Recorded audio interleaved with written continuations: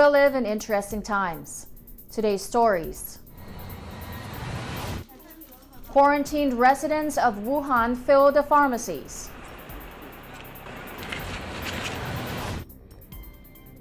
A pharmaceutical company looks into possible vaccine for China's virus. I'm on the cancer panel in an hour. Cholera epidemic hits IDP camps in DR Congo's east. Experts say a locust invasion should have a serious effect on food security in East Africa.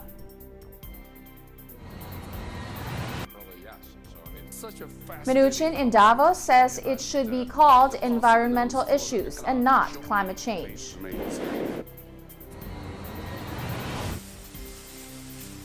Three American firefighters die as fires resume in Australia.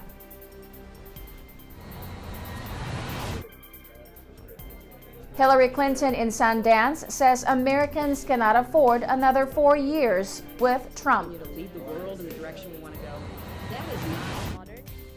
Plus, Toronto Comic Book Show keeps love for literature alive. Popular and beloved toys, TV show, and movie memories.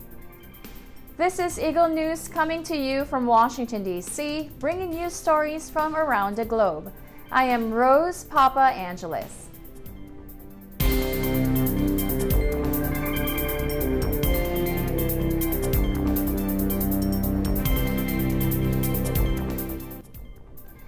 Residents of Wuhan, the epicenter of China's virus outbreak, flock to pharmacies as the city and surrounding areas are placed under quarantine.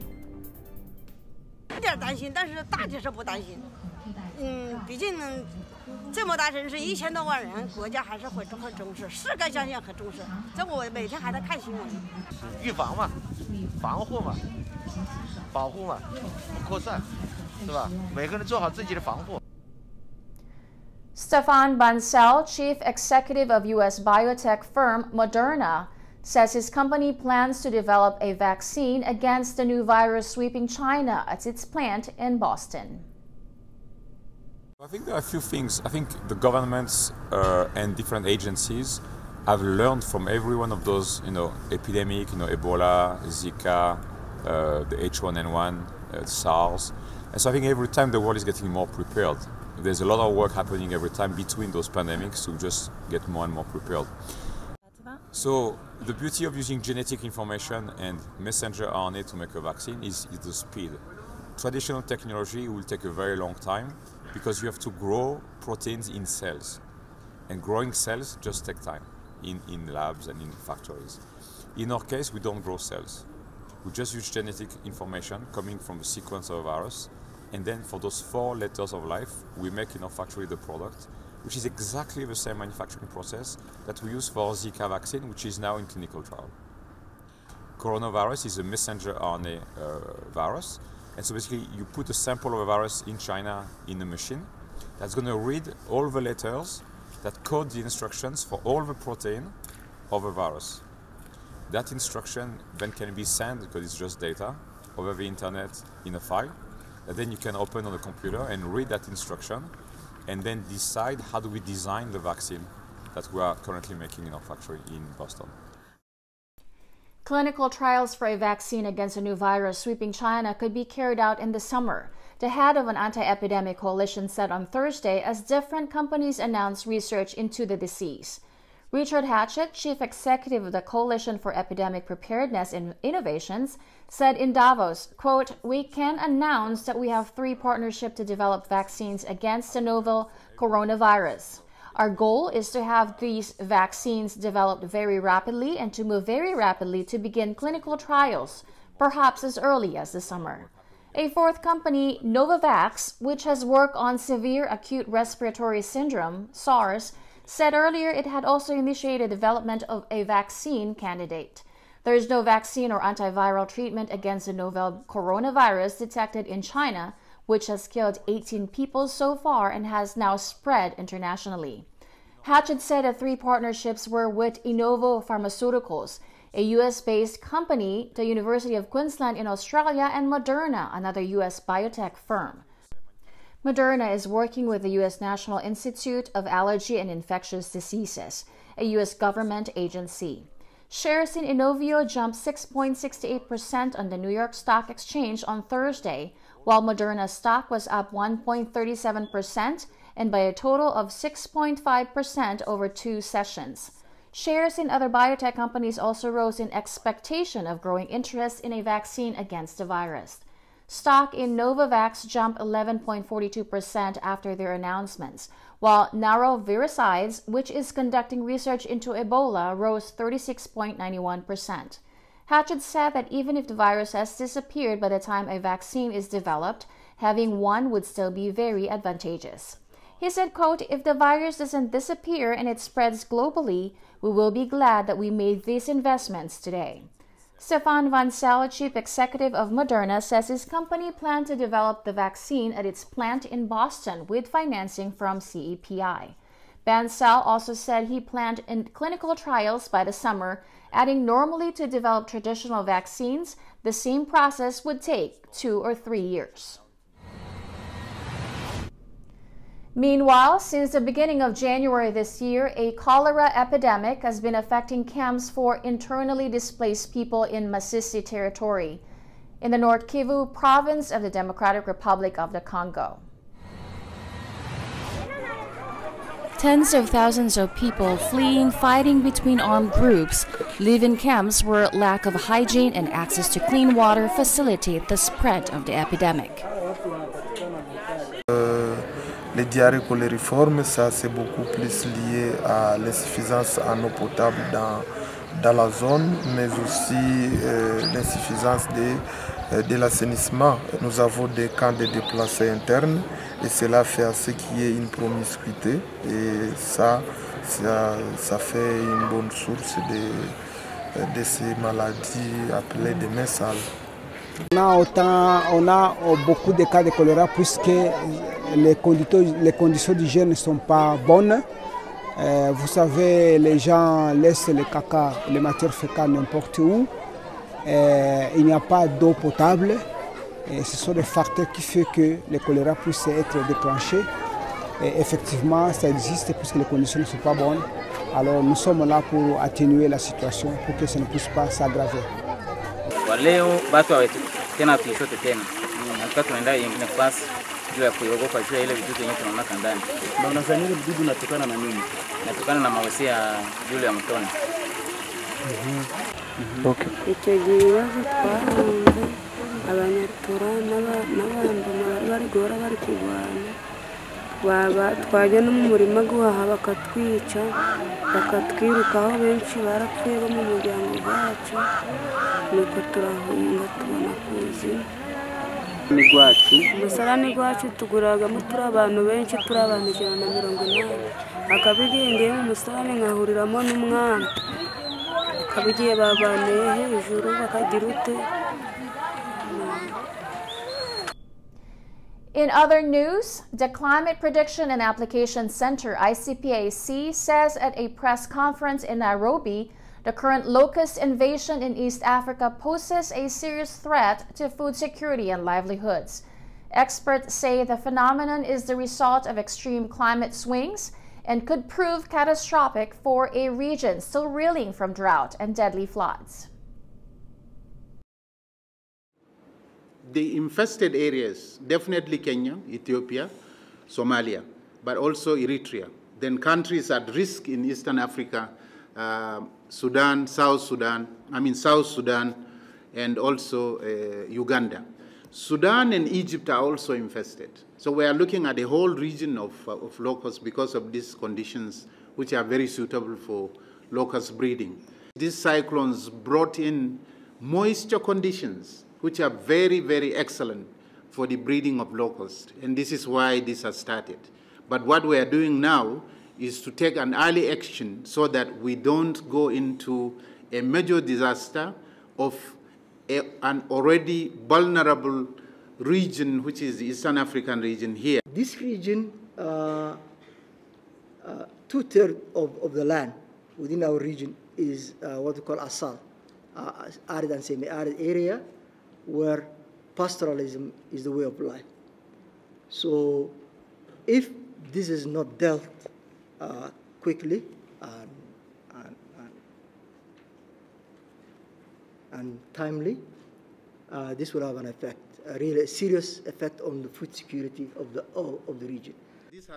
The UN warned Monday ravenous swarms of desert locusts in Ethiopia, Kenya, and Somalia, already unprecedented in their size and destructive potential, threaten to ravage the entire East Africa sub-region. Recent weather in the region has created conditions that favor rapid reproduction of the crop-devouring insects. The UN's Food and Agriculture Organization, FAO, said left unchecked, their numbers could grow 500 times by June.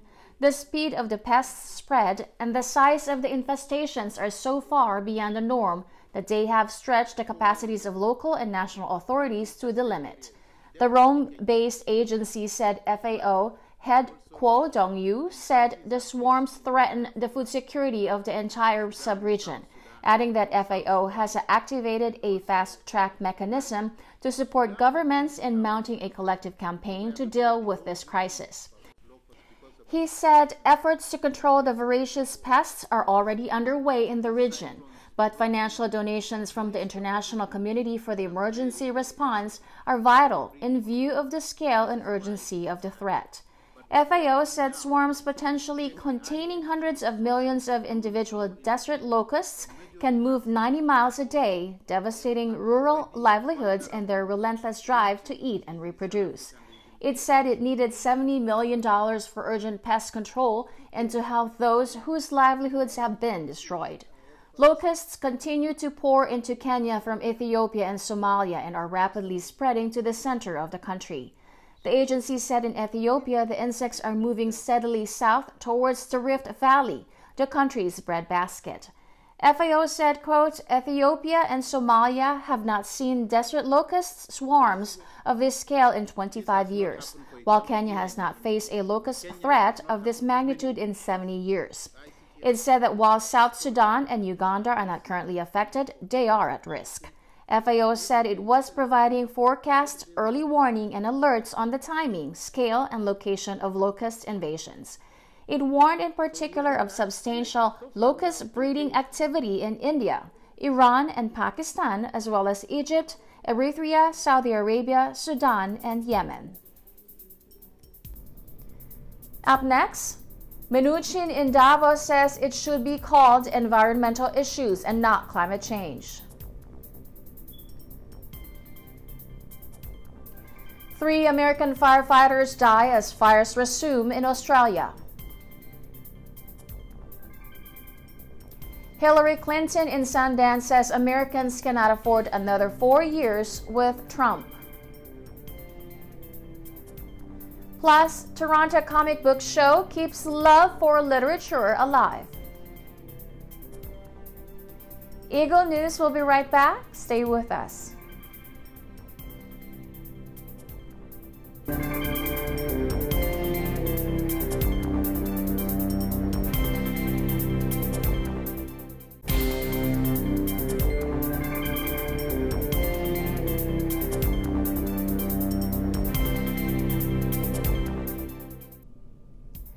Welcome back. This is Eagle News coming to you from Washington, D.C. U.S. Treasury Secretary Steve Mnuchin says during the last day of the World Economy Forum in Davos that he prefers to use the term environmental issues instead of climate change, and that environmental issues are just one of a long list of global economic issues. Take a look.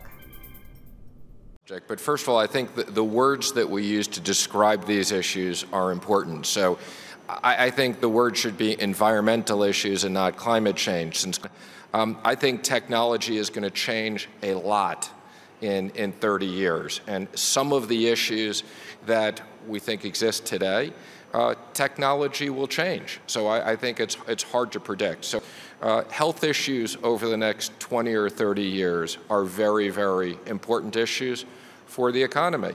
I think we've also talked about national security issues. The president's very clear, Iran cannot have a nuclear weapon. These are also issues that impact the region and the economy. So not to minimize the environmental issue, I think this is one of many issues that's an important economic issue. 3 American crew helping to battle Australia's devastating bushfires were killed Thursday when their waterbombing plane crashed in mountainous terrain during a sortie to tackle another outbreak of the deadly blazes.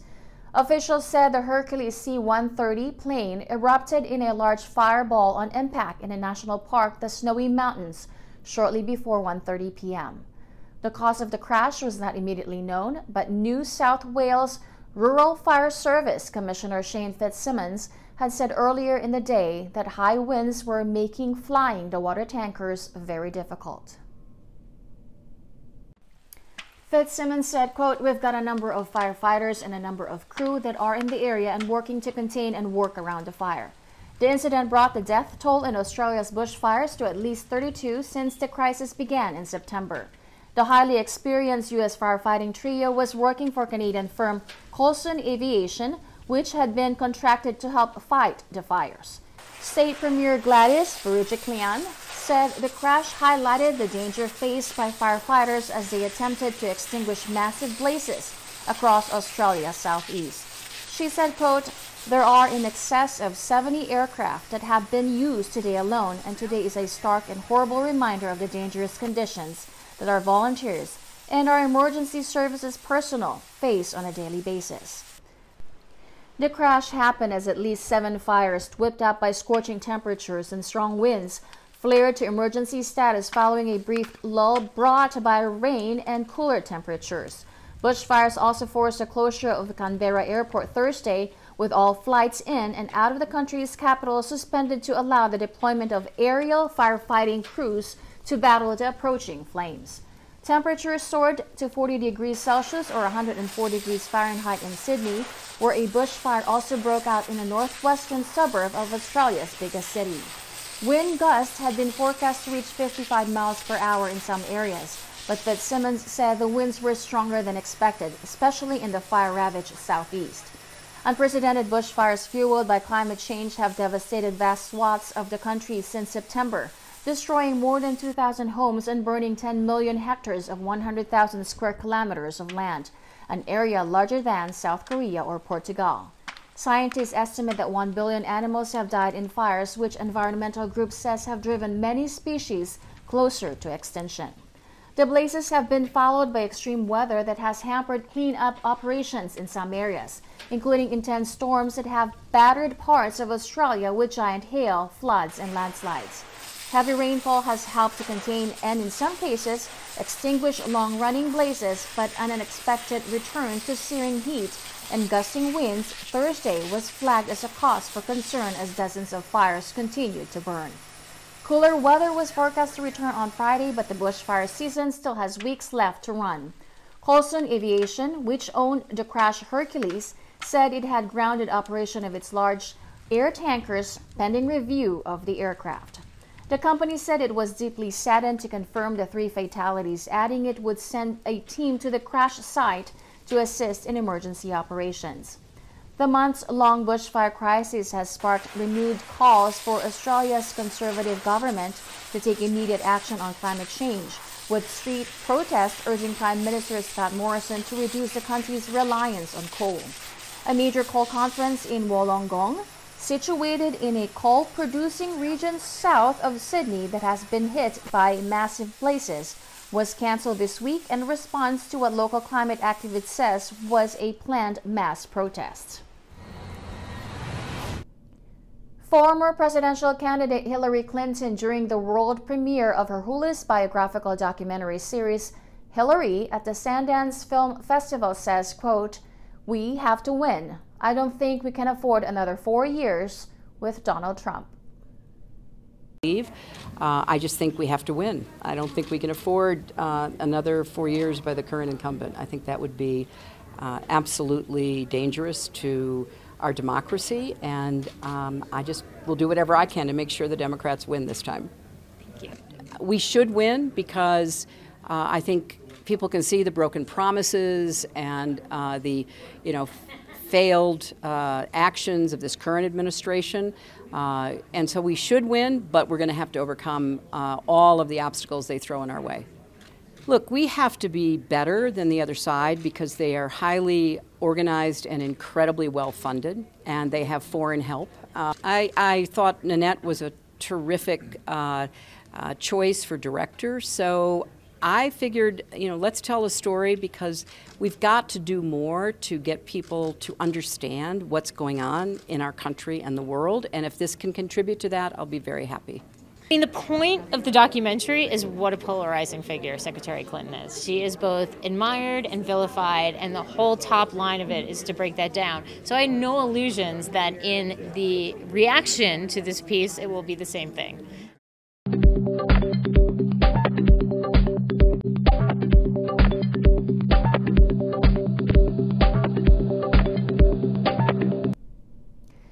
In Canada, the Toronto Comic Book Show keeps the love for literature alive.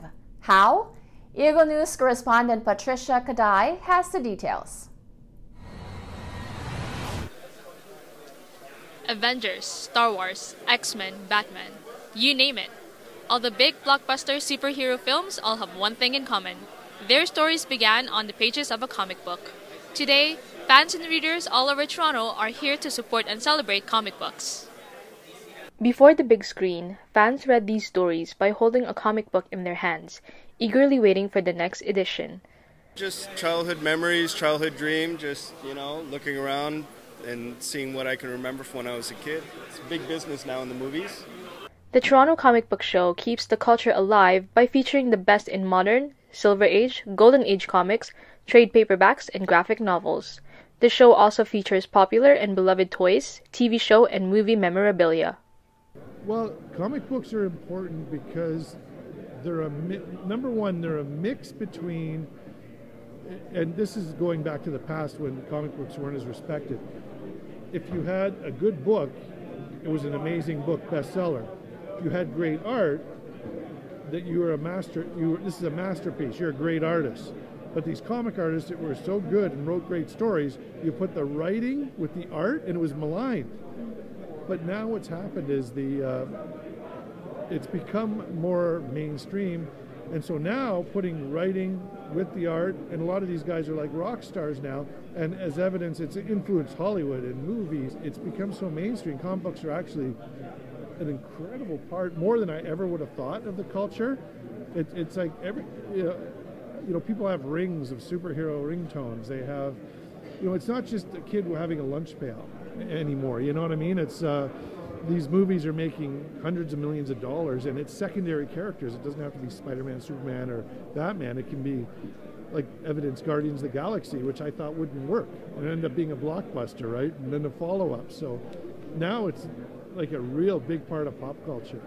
So now it's all mainstream. It's go into a Walmart, walk down the street, you'll see comic book stuff. Comic related influences everywhere now, where you never used to see that as much. Comic books, like other forms of literature, continue to impact its avid readers. From Toronto, Canada, this is Patricia Kadai for Eagle News. Thanks, Patricia. That is today's Eagle News. Join us again tomorrow for stories that matter to you. Visit our websites at eaglenews.net and eaglenewslive.com. Follow us on Twitter at twitter.com/EagleNews and on Facebook at facebook.com/EagleNews. Thank you for watching. I am Rose Papa Angeles, and I am 1 with 25.